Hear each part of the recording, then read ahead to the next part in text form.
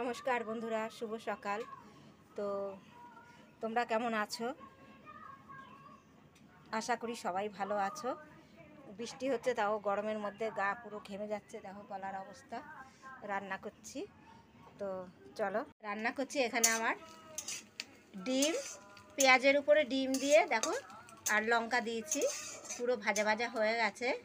হ্যাঁ, আর একটু রাঁধুনি ফোড়ন দিয়েছি। আর এখন আমি দিয়ে দেবো এই যে চিচিঙ্গা, দেখেছো?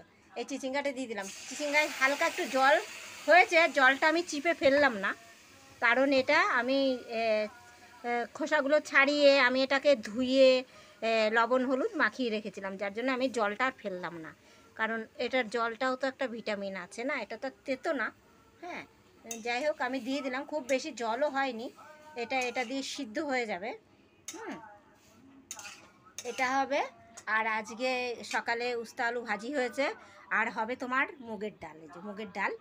তো চলো, এটা আমার ভাজা হচ্ছে, এটা এখন ভাজা হবে। এটা এখন আমি ঢাকা দিয়ে দেবো। এতে লবণ হলুদ সবই দেওয়া আছে, যার জন্য আমি আর কিছু দিলাম না। এটা ডিম দিয়ে ভাজা হচ্ছে, খুব ভালো লাগে। দেখো,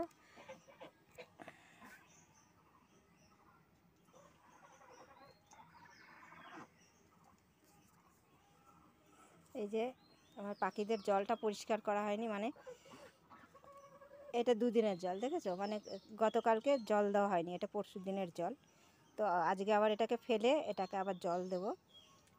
আর ওরা নেমেছে, ওরা কিছু খেলেই পরেই আবার এসে চান করে, বুঝতে পেরেছ?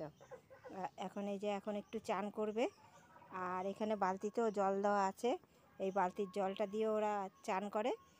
তা এখনও তো সময় আছে, খুব রোদেরও তাপ। জল দিতে হবে ওখানে, ভালো করে জলটা দিতে হবে। ওই জলটা ফেলে জল দেব। আর তোমাদের দেখিয়েছি, দেখো আমার লেবু, দেখো গাছে কি লেবু হয়েছে জানো? এই ডালটা কিন্তু থাকবে না, এরকমই হয়, পুরো ডাল ভাঙতে ভাঙতে শেষ হয়ে গেল গাছটা, জানো?